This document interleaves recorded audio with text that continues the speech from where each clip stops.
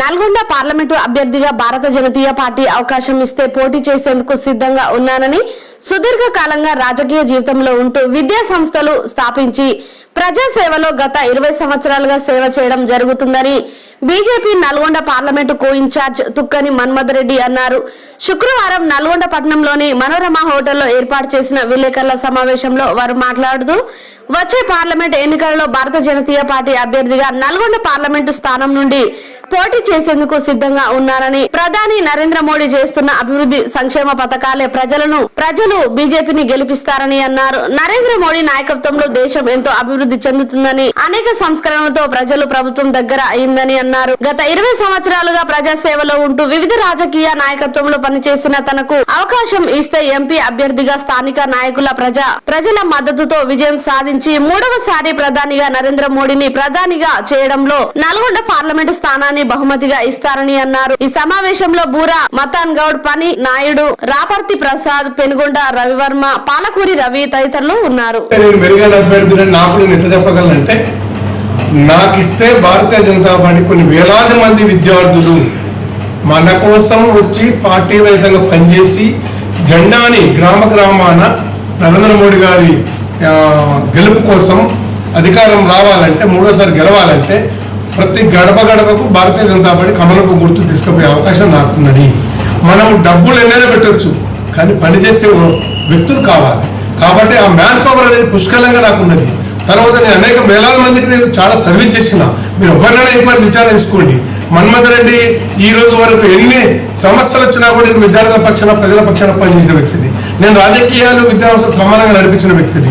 నేను 2014లో నేను municipal chairman just కొద్దిగా ఓడిపోయినా, అయినప్పుడు కూడా నేను మున్సిపల్ చైర్మన్ గా నేను డబ్బులు ఖర్చు పెట్టుకున్నా. అక్కడ మున్సిపాలిటీ సూర్యాపేటలో 14 మంది కోసం గెలవడం జరిగింది. అంటే ఏ రోజైనా నేను రాజకీయాల్లో అవకాశాల కోసం పనిచేయాలి.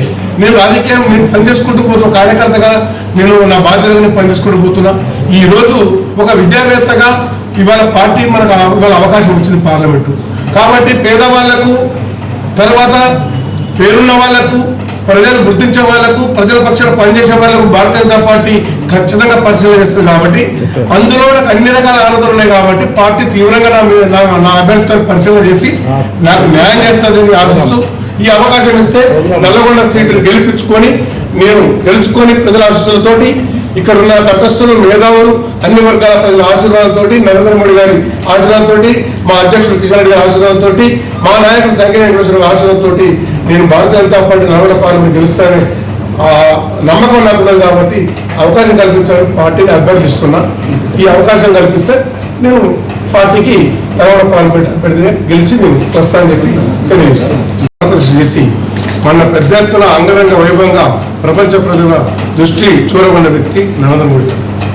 కాబట్టి మీరు ఈ దేశానికి ఇంకా 100 ఏళ్ళు భద్రత ఏర్పడాలంటే, ఈ దేశంతో అన్ని రంగాలు ముందుకు పోయి ఆర్థిక రంగంలో మనం 2000 ఈ టర్మ్ కనుక మనం నరేంద్ర మోడీ 3వ స్థానానికి అవకాశం ఇస్తే ప్రపంచంలోనే 3వ స్థానానికి ఆర్థిక వ్యవస్థను తీసుకుపోతామని చెప్పి మనకు హామీ ఇవ్వడం జరిగింది. అంతేకాకుండా అనేక అభివృద్ధి పథకాలు పెట్టి, ఉదాహరణకు ఆరోగ్య బీమా కోసం అసలు బీమా పథకం,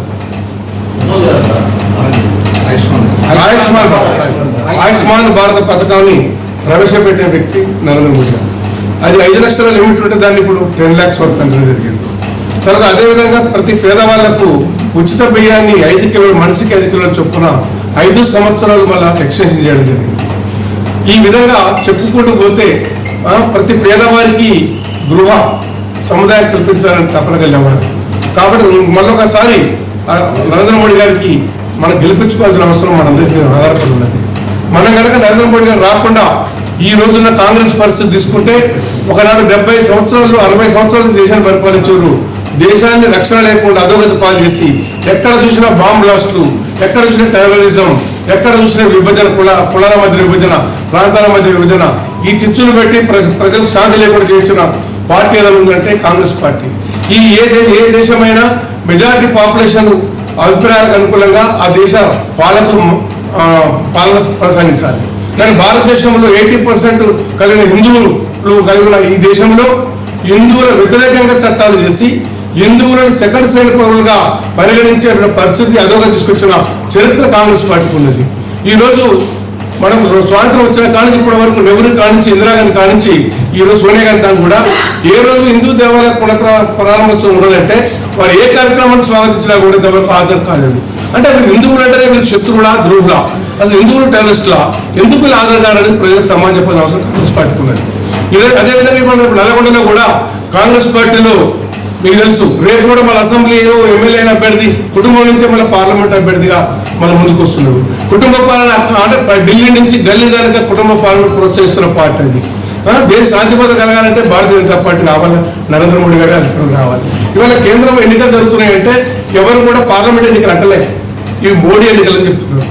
కాబట్టి మోడీని ఇవాళ 370 ఆర్టికల్ రద్దు చేసిన ఘనత కలిగిన చరిత్ర కలిగిన మోడీకి 370 సీట్లు ఇవాళ భారతీయ జనతా పార్టీకి గెలిపించి వారికి కానుక ఇవ్వాల్సిన అవసరం భారత ప్రజలందరి మీద ఆధారపడి ఉన్నది. అందులో భాగం కార్యకర్తగా ఒక నాయకుడిగా భారతీయ జనతా పార్టీ నా మీద కూడా ఉన్నది. కాబట్టి ఈ నల్లగొండలో ఇప్పుడు 75 సంవత్సరాలు భారతీయ జనతా పార్టీ పార్లమెంట్ అభ్యర్థి గెలవలే. ఈ రోజు మనకు భారతీయ జనతా పార్టీ అభ్యర్థిగా నాకు అవకాశం కల్పిస్తే భారతీయ జనతా పార్టీ నేను ఖచ్చితంగా ఈ నల్లగొండ గడ్డ మీద కాషాయ జెండా ఎగిరేసి నరేంద్ర మోడీ గారికి కానుకగా సమర్పించాలని చెప్పేసి నేను కోరుకుంటున్నా. ప్రజలందరూ కూడా ఆశీర్వదించి దీవిస్తారని, మీడియా మిత్రులందరూ కూడా సహకరిస్తారని, మేధావులు ట్రస్టులు అందరూ కూడా భారతీయ జనతా పార్టీ వైపు చూస్తున్నారు. ఈ ప్రపంచంలో మన పిల్లలు ఎక్కడ చదువుకుంటున్నా ఒక గర్వంగా ఇవాళ భారతీయుడు